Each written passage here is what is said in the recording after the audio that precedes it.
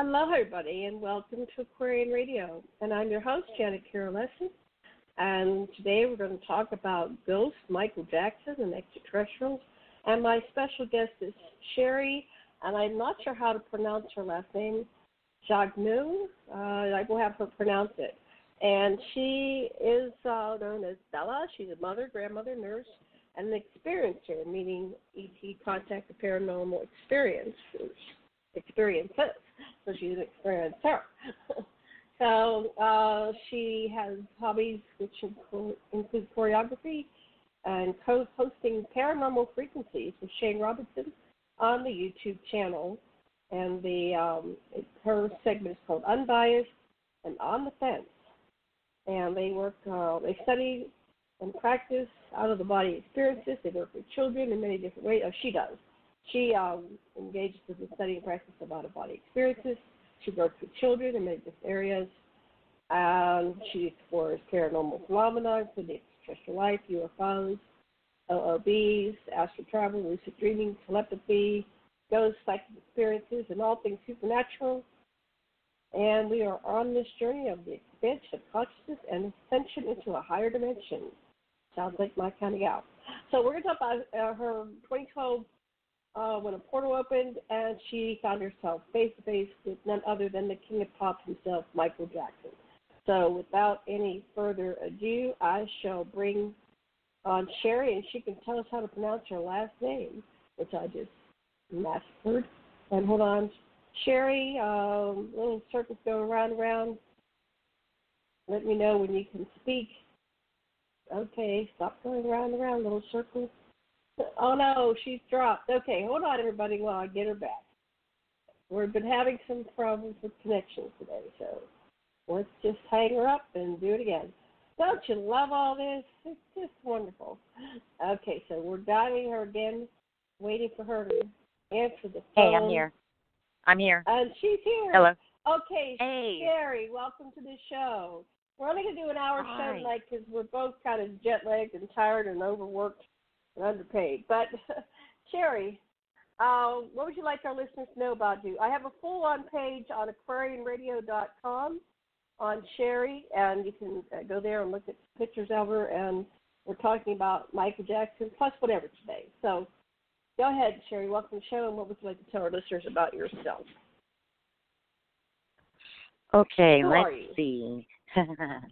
Okay, well, the intro was really good. It was awesome. I mean, that just told everything about me right there. But what I could start by saying is that my story begins when I was like Baptist, and my nephew came to me in like 2010, and he was telling me that he was having out-of-body experiences.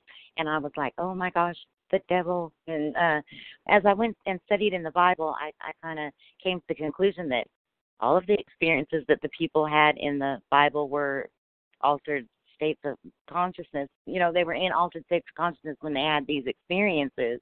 And I became very interested in the out-of-body experience and the Monroe Institute. And there's several authors that I love, like Albert Taylor and William Buhlman. I got really interested in it and started, practicing it some, like incorporating it into my spiritual practice. And one night I had gotten into bed, and I didn't think that I was asleep. I felt like I had just gotten into bed. And I want to preface this by saying that I'm an 80s girl, and I am a rock and roll fan. I love Def Leppard and Warrant, Janie Lane from Warrant.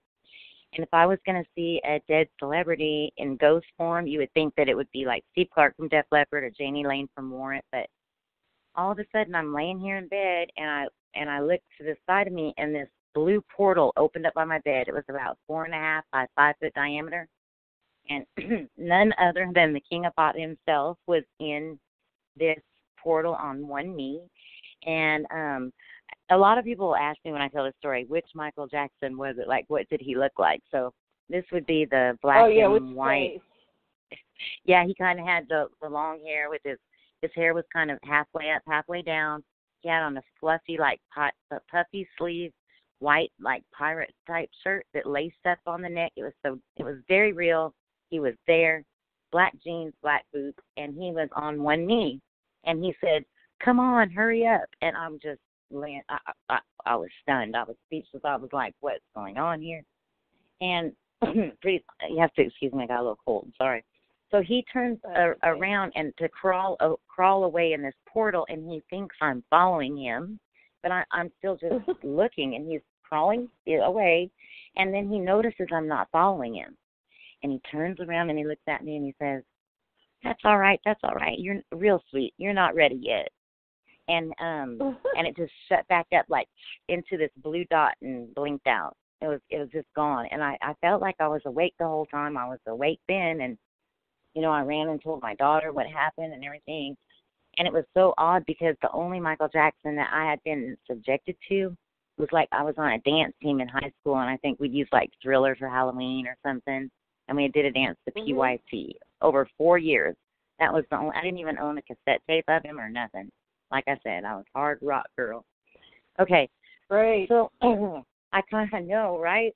So a couple weeks goes by, and I have this out-of-body experience. It's like a very lucid dream, but I say that because it wasn't like a controllable experience. I was just like there, and it was real, and I was face-to-face with Michael Jackson again, and this time, this is how much not a fan I was. I would say I was telling people he had on his bad jacket, but it was his Thriller jacket.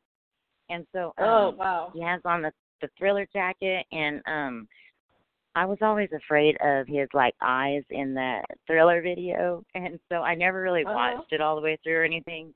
Well, he like that was like disguise. They were like a beautiful like grayish dark marbly look with lightning shooting through him, and he had a big smile on his face, very welcoming. I could feel the love. He put both his hands, one on each of my shoulders, and he got right in my face and he said, "Sherry, you need to focus. You need to remember who you are." Wow. And I was just, and for me, I was like, at that point in my development or whatever, I was just like, what does that mean, right? And so. So what does it mean? Yeah, exactly. Do you know who you are? Well, I'm starting to find out, but I will tell you this. Like, I can say one thing. I've ran into a lot of people lately that are not like this, but I have not made it yet. I'm not claiming to have made it yet. I'm not better than anybody else. We're just all on this journey together. You know what I mean? I'm here to help anyone I can, and you know what I'm saying? Yeah. Yeah. So, I got it. Yeah. So, okay, so the next thing that happened is now, I've had this happen before. So when I tell you this, it was shocking to me. Wait, yes, that was it. Are you still on the same episode, or was that over? Was that episode over? Wait a minute. Okay, wait. I actually responded to something else. Okay, so yeah, he said, you need to remember who you are. And then I remember that I had this like child voice, and for some reason I said to him, and I saw an angel, and that was the end.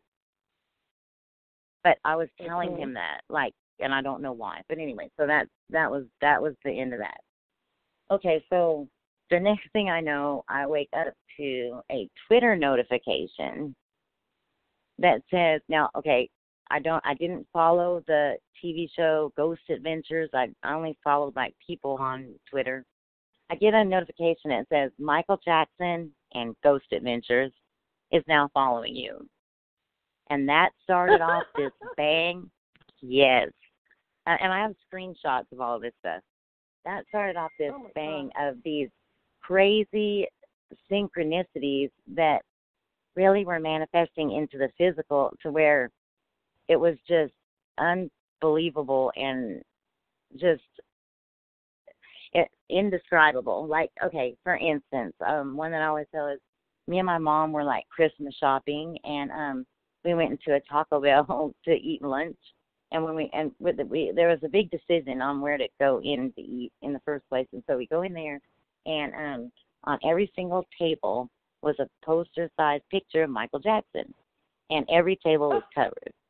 And at this point, I want to find out what's really going on. So I go and find out that this lady that worked there, her daughter was having a birthday party, and she loves Michael Jackson, and her friend owned a print shop. He had the son print all these out for this little girl. He had brought them, laid them all out to show her, and that was right when we walked in. So there's a lot of timing involved with all of these things too, because it's like if I hadn't walked in right then, they might not have all been laid down, or they could have all been. It's just It's crazy. But we had it's like so beyond random probability. It's like too much synchronicity for it to be an accident. Wow. Yeah, exactly. And some of these will kind of be out of order, but I can tell you that just the most recent one that I had that was huge for me anyway was I was going to a doctor, and there was a lady that I was trying to help her to walk in, and she had like a cane thing.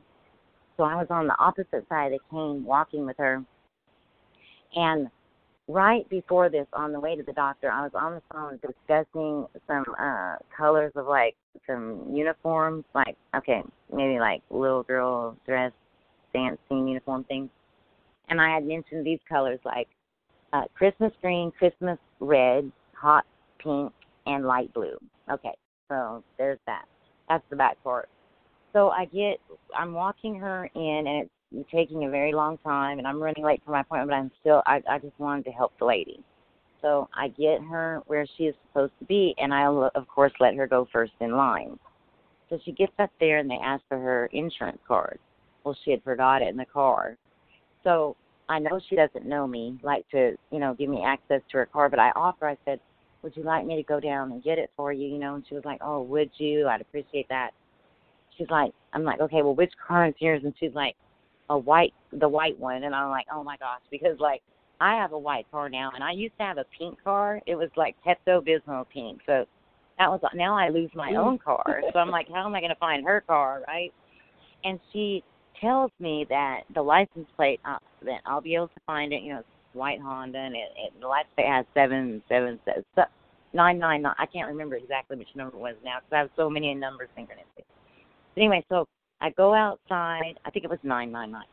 I go outside and find her car, and this is what she had told me. In the back seat is a Christmas bag, like, a paper one. Inside of it is a hot pink purse with a light blue wallet in it. Bring it to her. So that was the exact colors I had been discussing, before I went in, and I had this chill come over my body because I knew something was going on. And so I get back up there, and I notice that she has this, like, white glove on that she's holding her cane with, but she didn't have it on the other hand because that was the side that I was on. And then she, like, gets right up in my face and says, thank you so much. You truly are an angel. Like, and the look that she gives me, it's like I get these messages from these people and these synchronicities that's crazy. I mean, I can be in a gas station about to check out, and there'll be like two little kids, little black boys moonwalking, and they're looking at me and they're giggling, and I get the feeling, Well, one big one for me was this. Since I was so into the out-of-body experience, I was working on a hospice case. I'm a nurse, and so I was on this hospice case, and, you're sitting there a lot, and I had read a bunch of books, so I had heard that Marilyn Hughes, this author, gave away a bunch of out-of-body books for free online. I mean, if you wanted the hard copy, you had to pay for it, but they were free online if you wanted to get them like that. So she has kind of a Catholic background, and so a lot of her books have titles like Mysteries of Redemption and things like this.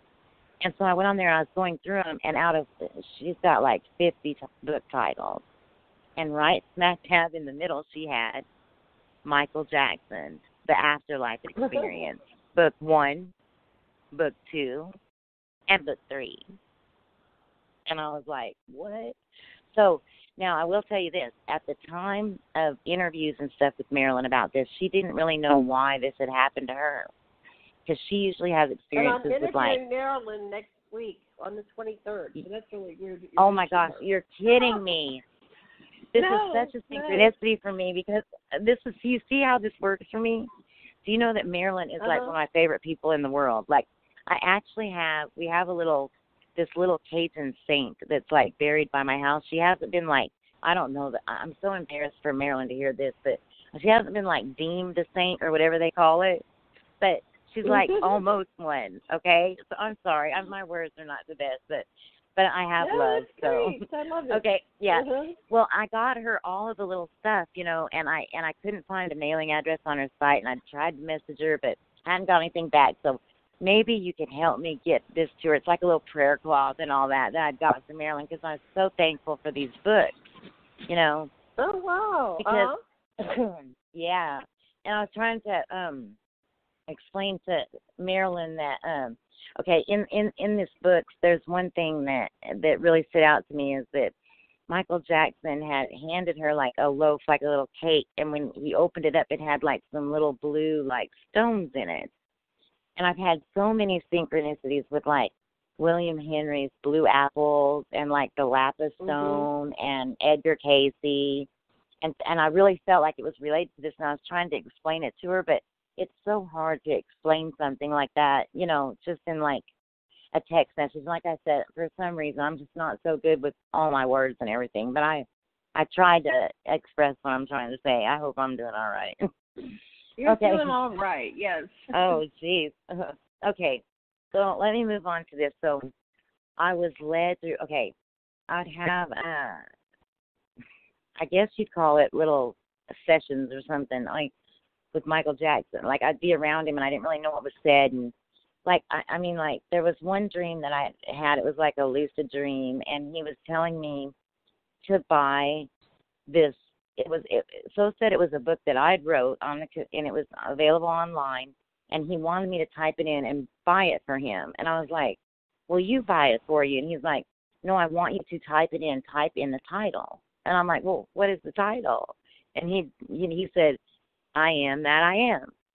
So there's always these little lessons, and then I'll get more information from him. And to make a long story short, a lot of people don't realize, how much Michael Jackson went through. I know you do. But I was led to meditate and pray for, like, satanically, ritually abused children. And on the blood moon of September 2015, I set out to do my very first one. And while I was meditating, I wasn't expecting to really see anything. I'd been having this thing happen where I see like purple and green swirl around, and I'm like, "Oh, I'm doing good." All of a sudden, I see this like portrait-like picture of this beautiful little black girl with big chubby cheeks and a little gap between her teeth, and just gorgeous, about 15 months old. And then the camera of my mind pans over, and Michael Jackson is kind of holding her up, and he winks at me. Well, it freaked me. I like broke meditation and everything, and I went home, and I was at the hospice case when that happened, and I told my daughter and her boyfriend, he's a black guy, and I said, "Look, I think Michael Jackson showed me my future granddaughter." But no, then I had this like pop in like the center of my head, and I felt this tingling all around like the crown area, and I knew without any question that it was a child that I had helped. And what it is that I try to, like, envision is, like, if there is something like that going on where they're, like, their life is taken or whatever, that before they would experience any fear or discomfort, that they would kind of, like, pop out of their body. And then that's where, like, Michael comes in and, like, helps to take them. I really believe that I'm supposed to maybe operate some kind of afterlife realm with him. I know that sounds really corny. I don't know where all this comes from, but I've always been, into kids, and, I've had a lot of dreams and stuff that led me to believe this. So that's where all of it comes from. But it also was to, like, make any ritual that they were doing have no effect. And what happened after that, which I thought we could get into at another time because it's so lengthy, was it was just followed with a bunch of very serious psychic attacks that included, like, emails, a couple little physical things that had happened to me, but nothing that really hurt me. But it was mostly like fear, and trying to instill fear in me. And I'll tell you that it was so. I don't want to even call them synchronicities because they don't deserve that. But they would be like like terrible synchronicities. You know what I mean? And honestly, I have to say, though, that one thing that I learned from this is once I got involved with Shane's channel, Unbiased on the Fence, I started to see that as I, like, you know, was not focusing on those things, you know, so much because, you know, even though it seems like I might still mention them sometimes, well, I mean, it was traumatic. You know, I mean, I went through a lot. But it was so much back then. And as I saw that I, like, was kind of raising out of that, they, like, started to stop. And, you know, every once in a while, if I, like, have a little dip back down or something, I'll see a little something, you know, pop up that's negative. But I still continue on with my mission. And what I do instead is, like, what Shane suggested, and Eileen, who's also affiliated with this channel, is to more, like, instead of focusing on that exact thing that I focus on, to focus on, like, them being in like the happy place and the well place, you know, without really focusing on the bad part, you know, and focus on the end result, you know, and gather my emotions. What we're coming to realize is that we're creating a lot of this, and I know that pisses people off, but it actually empowers us if we realize how much we're creating what's happening. So, like you were saying, if you stop focusing on the negative and you switch to the positive, and it might seem like it's really, you're making it up, you know, it's woo-woo, but it actually works to shift, and to see yourself faltering and going back into negative stuff. You know, I like to envision two things: changing the channel, but, you know, and I actually dial, like back in the 50s, you had a dial. You had to turn the channel, right? Right. And then, or you can envision that you're driving down a superhighway and you've got to get off on the far right and you're on the far left lane, but you keep going over and moving through the traffic and get off that highway, that negative highway, and get into a positive lane. So then you're not a victim, and there's no victims, so you're empowered, and then you're effective in the world. So that's what I see you doing. So you're helping these children. You're helping to eliminate negativity from this planet. Let me just give you a little. See, Michael came to me, and I'm not going to go into my big story, but he came to me when he had just passed in 2009, and he had. Oh, that's fine. I love hearing. Yeah, he had. What's her name? Sarah Fawcett, and she was holding him from behind. But if you Google Michael Jackson's videos, there's one where he's singing this song that's very spiritual. Forget the name of it. It's a very powerful. He's in front of a huge audience, like thousands, like 20,000 people. And as he's singing this song, and he starts doing his true confessions, and he's practically crying. He might be crying. We don't have a close up of his eyes. This angel comes from behind him. So it's a person that's flying across with giant wings, and then it wraps behind him at the very end of the song. So there's your angel. You're the angel that's holding Michael. Now, when I did my work with Michael, when he died, my husband and I did some therapy with him. He was out of body. He was dead. He hadn't gone on over to the other side. He was here in between realm. He didn't want to leave. He did not want to leave, and that's a lot of. They call that the bardo. A lot of people get stuck and they become ghosts, but he wasn't haunting anybody. He was very respectful, and he didn't want to leave. But after working with him for, I think 4 or 5, maybe 6 weeks, I forget when the funeral was in relationship to his. When he was finally buried, he said goodbye. And he wasn't going to require any more sessions because he's pretty well stabilized. Like you, I wasn't like a big fan of Michael Jackson, you know, like all the other people all over the planet. I mean, I liked him, but he was younger than I was, and I was already a married woman by the time, you know, he hit his real fame. He had his childhood fame, but then the Thriller fame came in the 80s, and I was in my second marriage by that time. So anyway, but he said to us, when we were working with him, that he wasn't going to go, that he had noticed there were some UFOs, well, not UFOs, it's called spacecraft, with extraterrestrials and other people, other beings that were observing the Earth.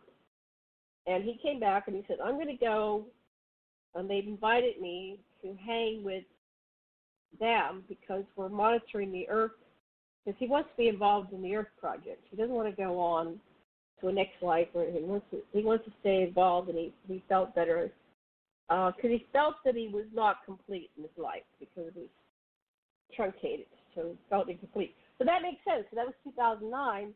So here he's still in this Earth realm, and he's coming to you in 2012. And one of the things that these people who are out of their body, who are dead, so to speak, have told me is that they can see us seeing them. So you're a very psychic individual. He probably noticed that you can see him, and that's why he came to you in the first place. Does that make sense? Yeah, but I'm all new to all this. It just took knocked me for a loop, you know. But cool. It's so funny because I make this joke because, eventually, hopefully we can talk some more because, I have, like, one Prince story, and then all of a sudden, just like within the last week, I have finally been bombarded with my first rock star that I actually, really liked and admired, and I actually had spoken to him before and met him before and everything.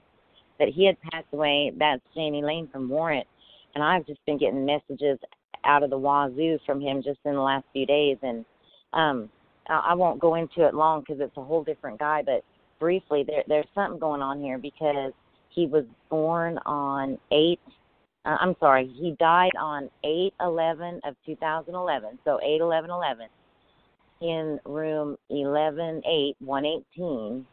And, overdose or whatever, okay? But he was 47 years old, and the 4 and the 7 is in 11. And then, upon researching and stuff, the band name changed via the Mandela effect. It went from Warrant, E-N-T, to A-N-T.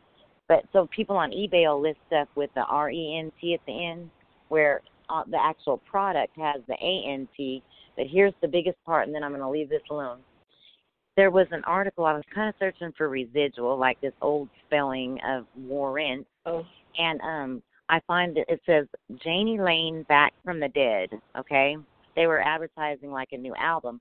He has a gun, his finger pointed like a gun at his head in the picture, and then in one of the first sentences lower it says, this is an article, you can look it up, it says Janie Lane, who was born as, you ready, John Kennedy Oswald.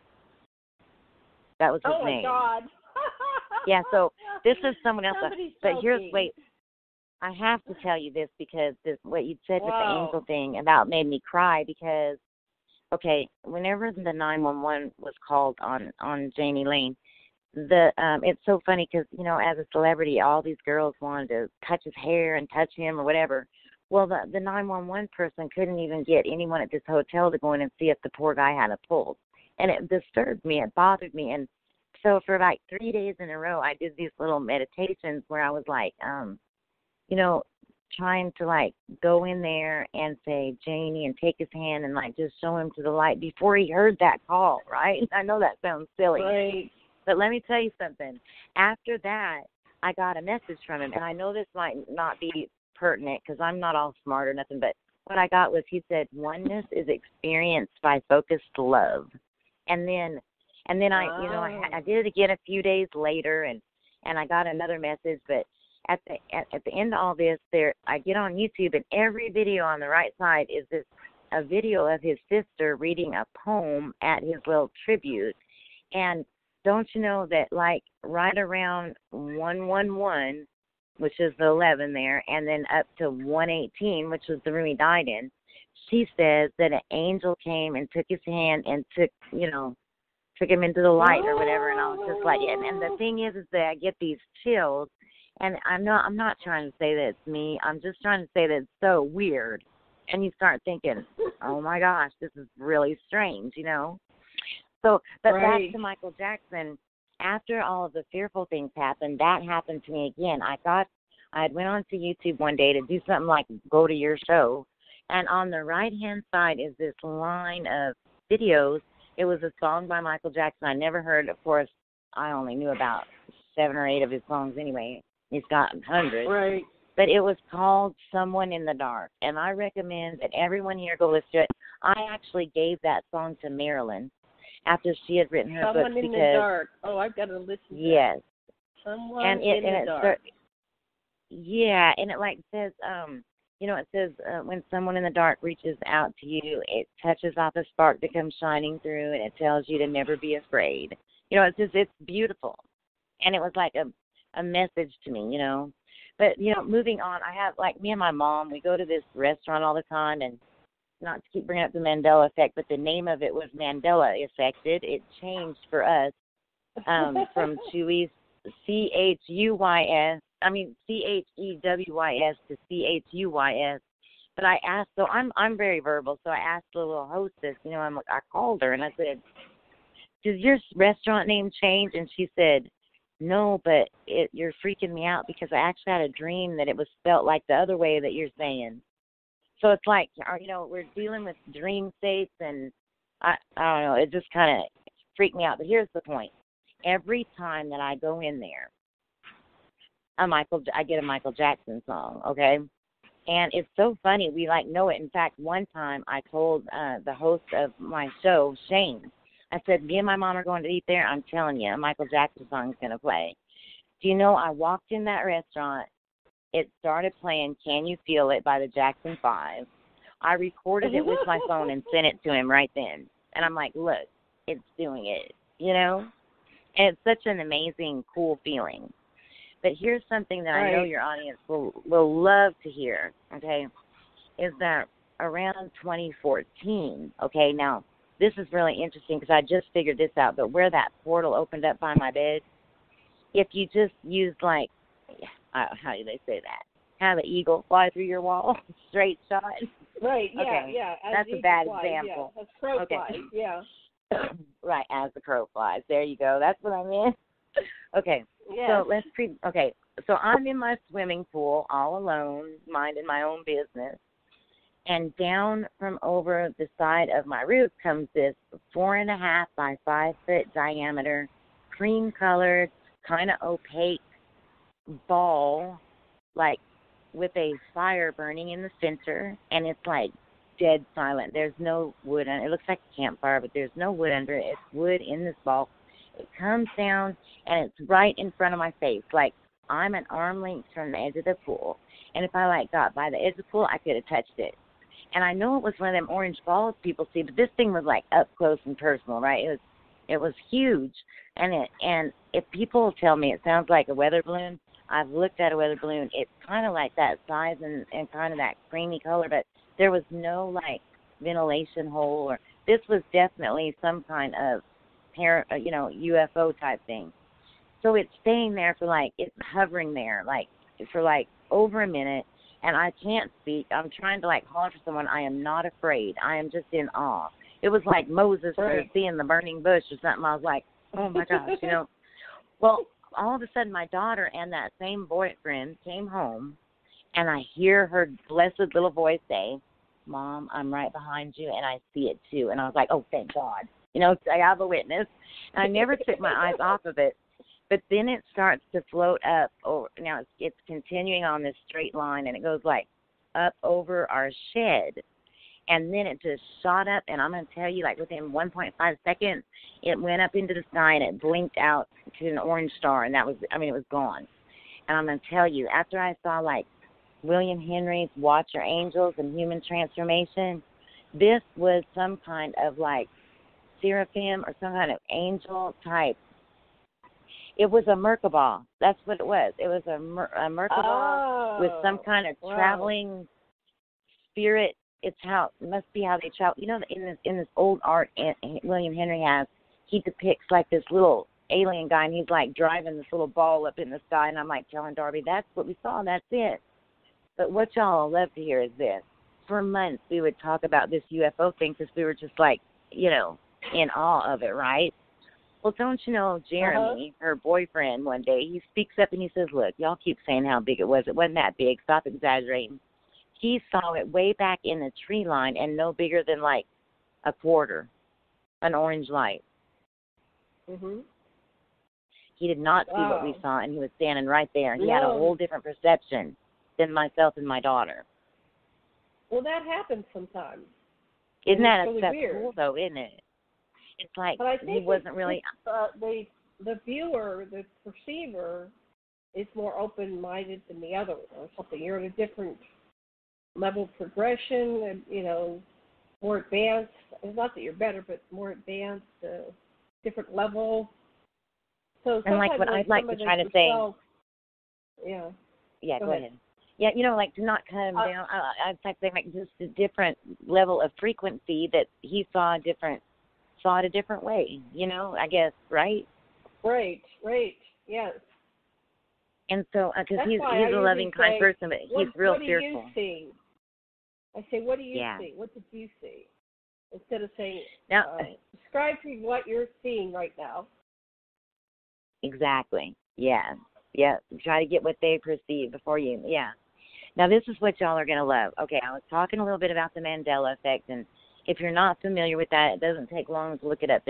In fact, if you go to Unbiased on the Fence, Shane's channel, he has like a 10 example, an explanation of it that's like 10 minutes long, and, you know, you can learn all about it in like 10 minutes, and bam, you're doing good. Okay. But anyway, listen to this. So my daughter comes and wakes me up at 3 a.m. one day. She's like, Mom, you got to get up. And I'm like, okay. I get up, and I go in the bathroom, and on our sink is a logo that was not there before. It looks brand new, and the house is like 20 years old, and it says these letters, LANXING. So it looks like Langzine or something. So I'm like, what? So we go look. We have 2 more bathrooms. Those sinks have the logo also. So I go and I start, you know, like looking this up. Someone in my comment section, I had a little YouTube channel, but I'm not well-spoken. It came across kind of dumb. So, I mean, anyway. So here's the point. It when you looked it up in Chinese, it meant like, it had meant something negative. Someone in my comment section said that it meant indiscriminate punishment. And I was like, oh, my God, I don't like this. I need to try to flip this thing. If there's anything that I learned from Shane, that was it. Like, try to find the positive in it. So I go looking up these things that it could mean. And it meant, like, blue or indigo, the land part. And the zing could mean, like, to go, to raise, to swirl upward. It was all these, you know, and I'm like, okay, I like that. I'll go with the indigo and the swirling upward. Until one morning, I was like waking up and just kind of coming back into reality. And I hear this very happy woman scream, alien crossing. And she goes, alien, crossing. So it was LANXING. And it, you know, I did have Michael Jackson and that big UFO thing and all right in the same line. And, I mean, hey, maybe it was a street sign. I don't know. You know, an alien crossing right in my yard and house. I don't know, but it sounds like it, alien, you know. But that's alien, and I mean, it didn't come from my mind. You know, I mean, you know what I'm saying. It came from somewhere. Right. But came from somewhere. It came from somewhere. Because let me tell y'all, if you Google this, and if anyone that wants a picture of it, I'll send them a picture of it. But if you Google this brand, it's non-existent. That's the point. I can't go replace this sink if I want to. It's not available. Right. It never did exist. So that's amazing in itself, right? So I have the coolest experiences. I am never bored. Never. Me neither. Never bored. Never dull limits. Yeah, wow. It's fun, isn't it? You know, I can't believe. I'm telling you, I got to add. I have papers, envelopes, whatever, like a paper towel, nurse's notes from work, all full of Michael Jackson experiences. And I'm telling you that I am adding Marilyn being on your show next week to this list because to me, this is a huge synchronicity. This is a big thing for me. I love Marilyn just as much as I love Michael Jackson and as much as I love you. I mean, I love her. She has been such an inspiration to me, you know. And I just, I can't believe, I can't believe that. You've met her? I don't know. I don't know, because here's the thing. Okay, let me be straight up honest with you. This is how I feel about it, okay? Marilyn is, like, very well-spoken, and Marilyn is like an earth angel. I mean, like, there's just no doubt about it. This woman is like a mystic, like, that's my opinion, okay? Like, she's a saint herself and doesn't know it. That's what I think. Well, here's the deal. I'm kind of not. Like, I made my Michael Jackson video, and I was, like, smoking a cigarette. And, I mean, I'm working on myself, y'all. I am, okay? But I do love everybody. I love everyone so much. You know, I'm very loving and kind. So I'm working on myself. Right. So I just hope she might think that I'm some crazy woman that, like, emailed and is like, blah, blah, blah, blah, Michael Jackson, blah, blah, blah. You know, like, I don't know what she thinks, but I just know that I love her and that I went to this. See, I meditate and pray. Like, during the eclipse, I went to that little girl's grave in the children's section at the graveyard to meditate and pray for the children. You know, and that was really powerful, you know. And wow. That's when I got this stuff from Marilyn on that day, and I just hadn't been able to mail it to her because she probably doesn't want me to know her address. No, I'm just kidding. I'm joking, because, I mean, I probably come across as like, well, you hear me. I just like blah, blah, blah, blah. And wait till you talk to her. She's so well-spoken and soft and everything. But I do know this. I know Michael Jackson loves her. That's why I gave her that song, and she had not heard it, and I think she considered that a great gift because it was definitely for her. You worked with her? Oh, I know. She's the one that Michael Jackson loves. Let me tell you. What do you know? She was the one when I went to her website to get free books, so just because I was at work stuck and I couldn't go buy any.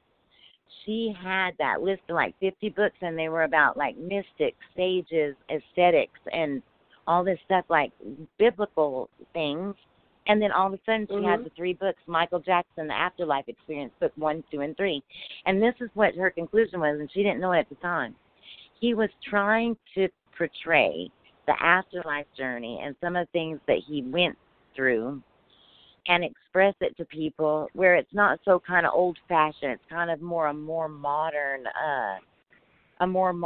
you know, guide, you would say, like kind of through some of the things that some people go through while they're processing stuff in the afterlife, you know. And well, he was obsessed on some level because of you know, Thriller, and he did that ghost thing. But go ahead, yeah, I don't. Oh no, I was just saying that she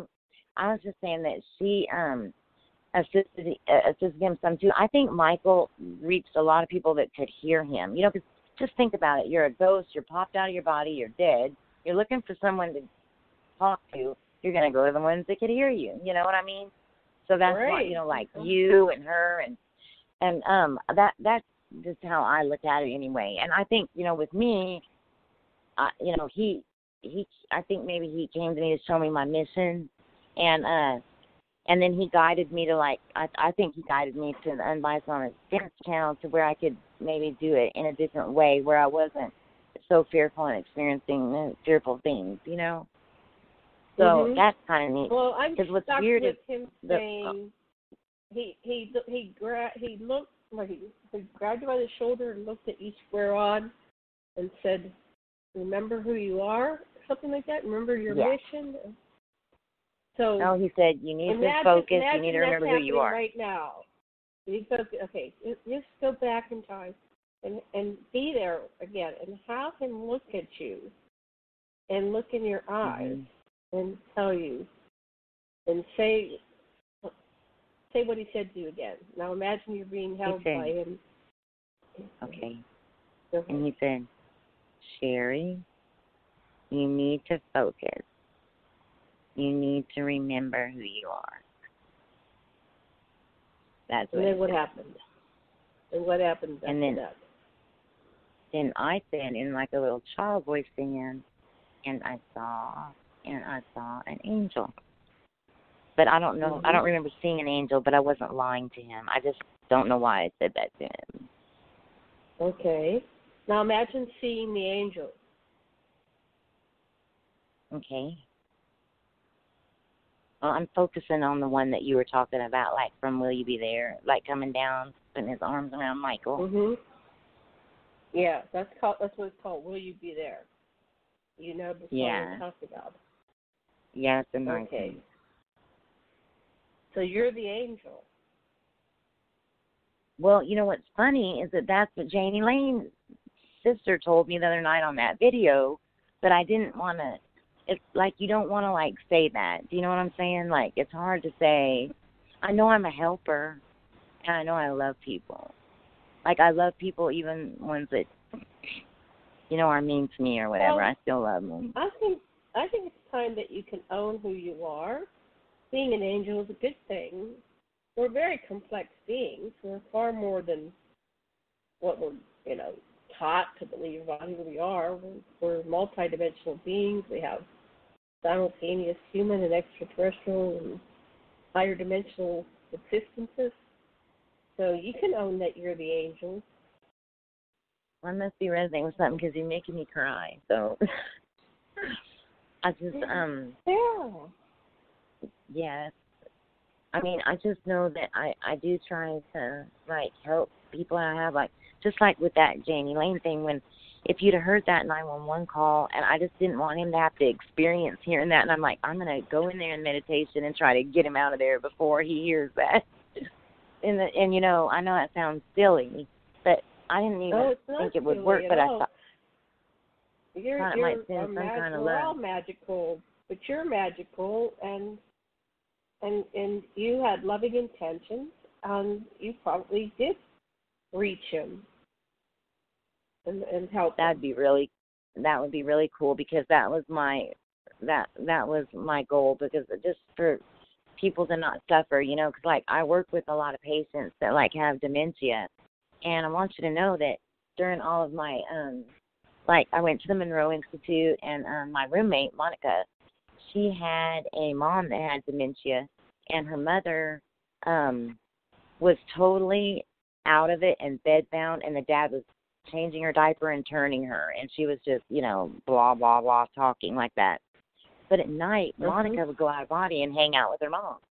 And her mom was basically already what you would say in the afterlife and experiencing that. And they would, like, they went on little, like, they go on little adventures and all this stuff. And, like, she let me read some of her journal, and one of my favorite ones was this. Like, one time she said she goes into this out-of-body experience, and they're, like, coming down in parachutes into the jungle, like, right? And there's all this rain coming down on their parachutes and stuff.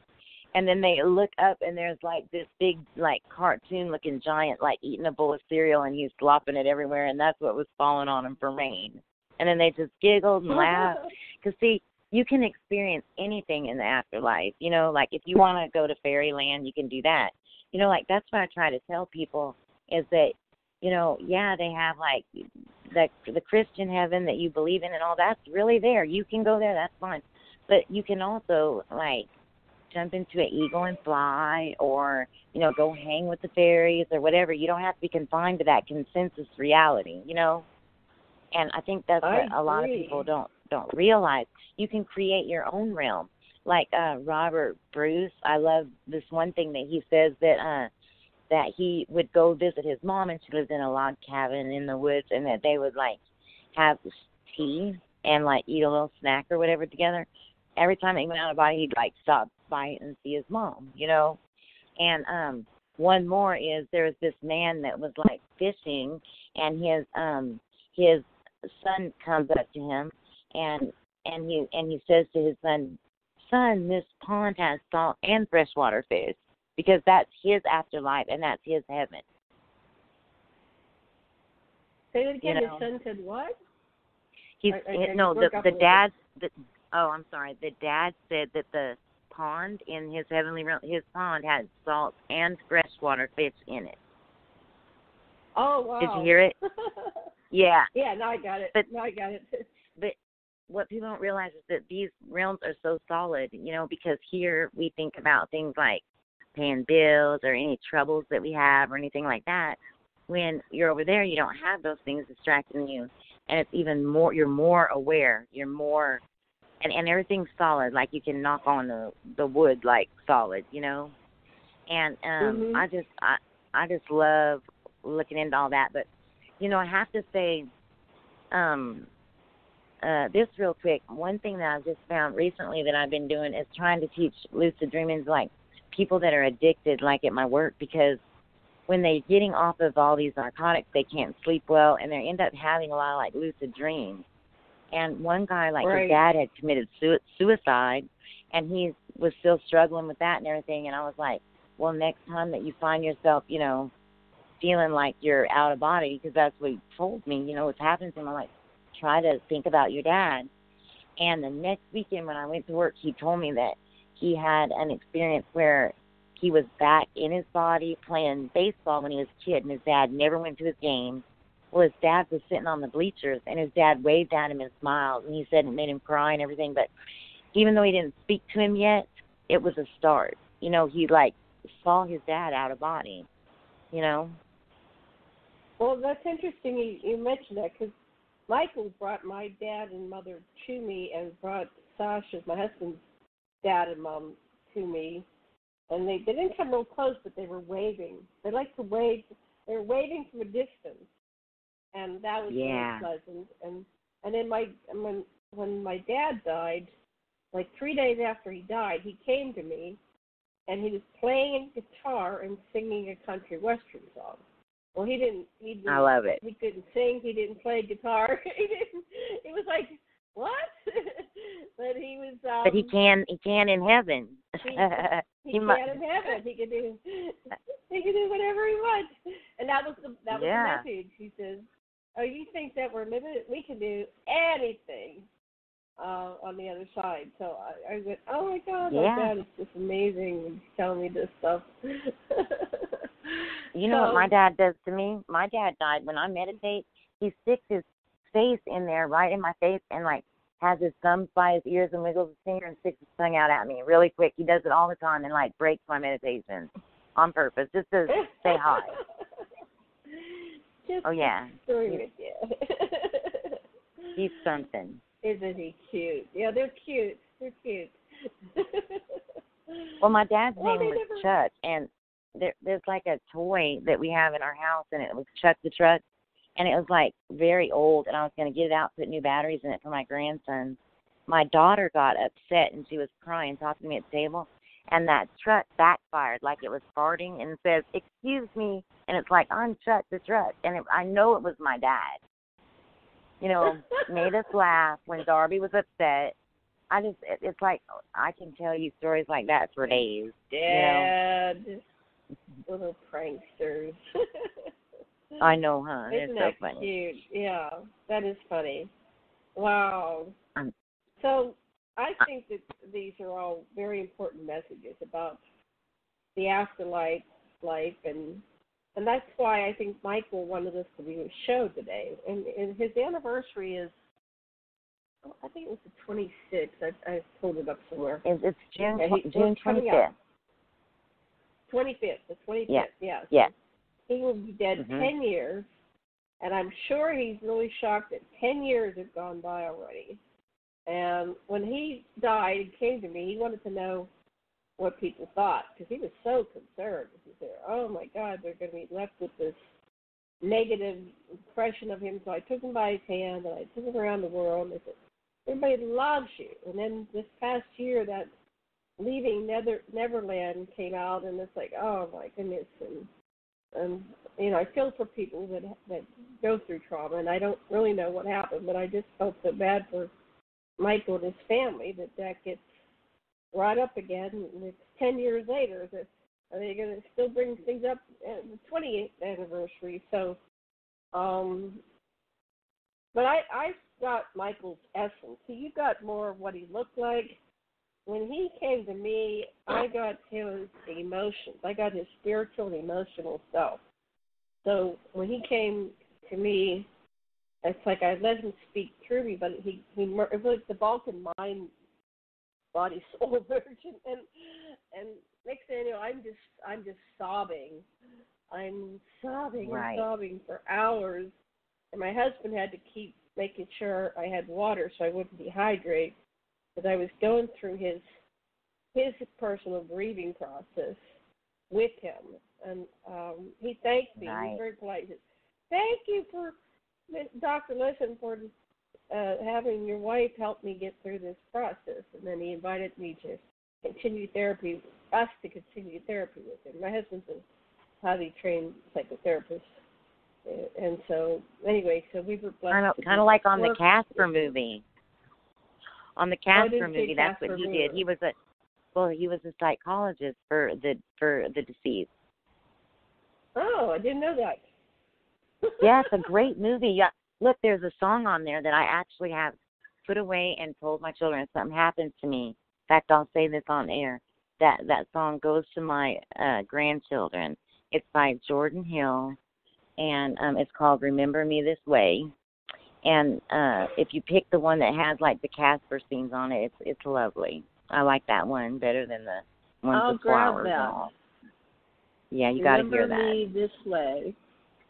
Yes. So I've got Someone in the Dark is Michael Jackson, and the Casper movie, Remember Me This Way.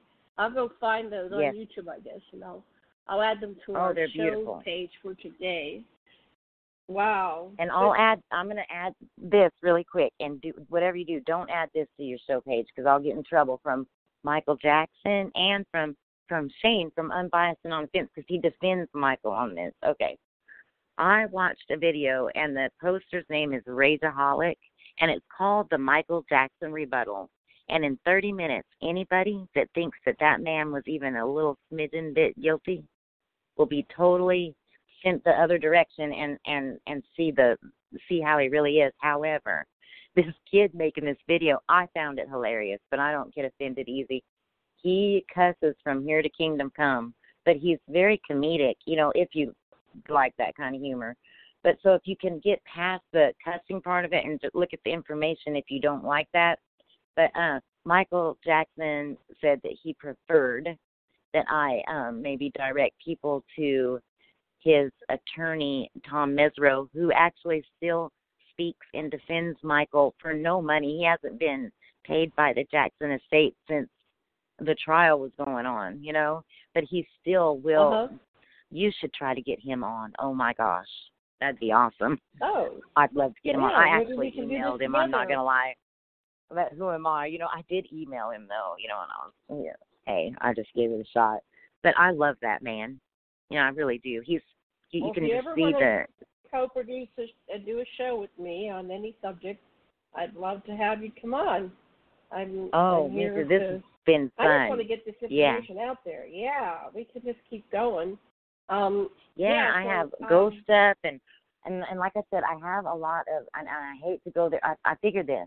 I say we go there one time, and then I make a pact to leave it alone, because I really do have some valuable, like, targeted individual stuff that somebody could benefit from.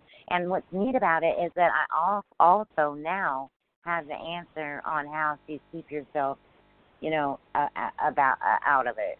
And that's kind of what I learned from being involved with that channel, Unbiased on the Fence, from the chat room people and from Shane and Eileen and Michelle and those people. It really did help me a lot.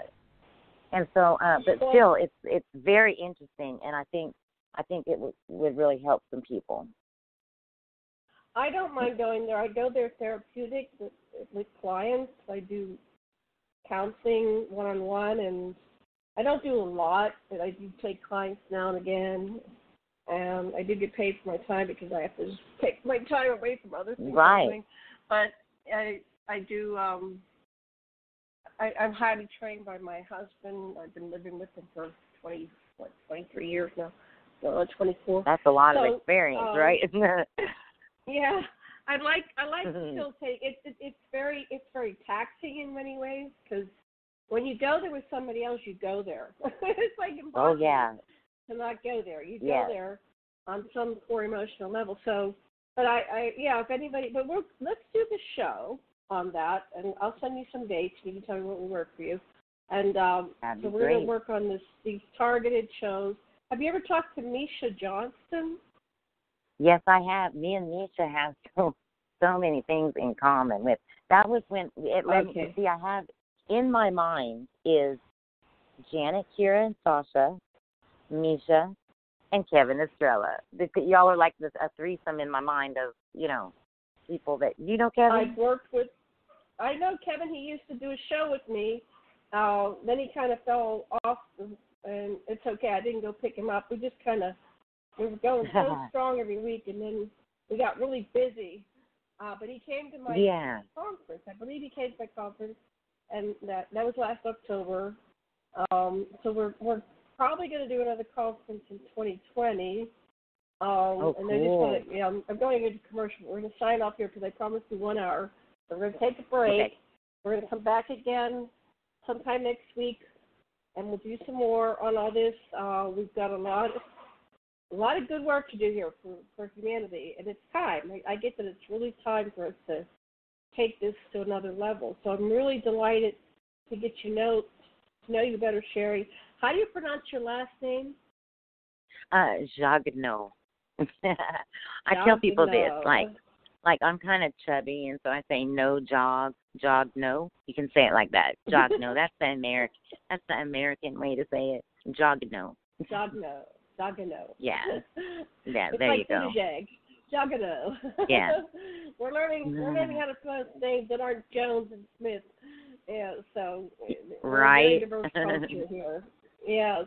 Yes. Well, it's been a delight. I will let you go, and I'm going to end the show. Let me get back to my show page. So I'm going to play one of my dear friend, Jaia Earthchild, is down in Australia now, and I don't think she'll be coming back because of how things are here in America. So she gave me some songs to play. Let me see if I can find it. Oh, that's awesome. I actually know someone that could give you some great songs, too. His name is John Benny. Please send, so they don't, I go through all this work and I put up these things, and I don't want them to get flagged, if it's somebody right. else. I'm not suing anybody else's.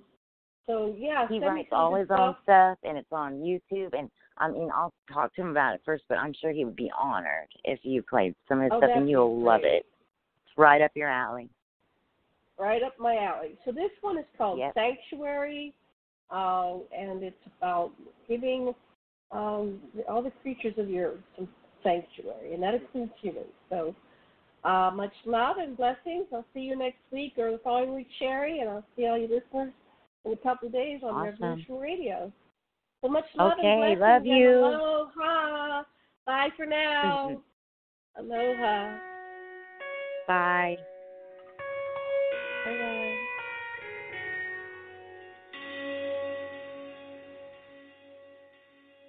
Oh, the heroes and the heroines, the masters of time, have all come together to close the trail of crime.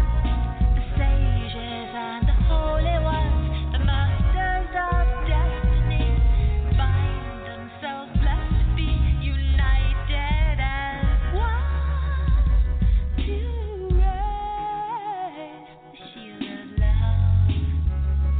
Here we are here. Here we are. Call to you who walk the halls of influence and power. Join with our ancestors on behalf of the ones not born, saying stop, do not sign that bill, giving corporate licenses to kill wilderness or animals. Oh no, Mr. President, Mr. CEO, you're intelligent enough to know it's insane. Too little remains. We must declare that nature everywhere is a sanctuary. Sanctuary.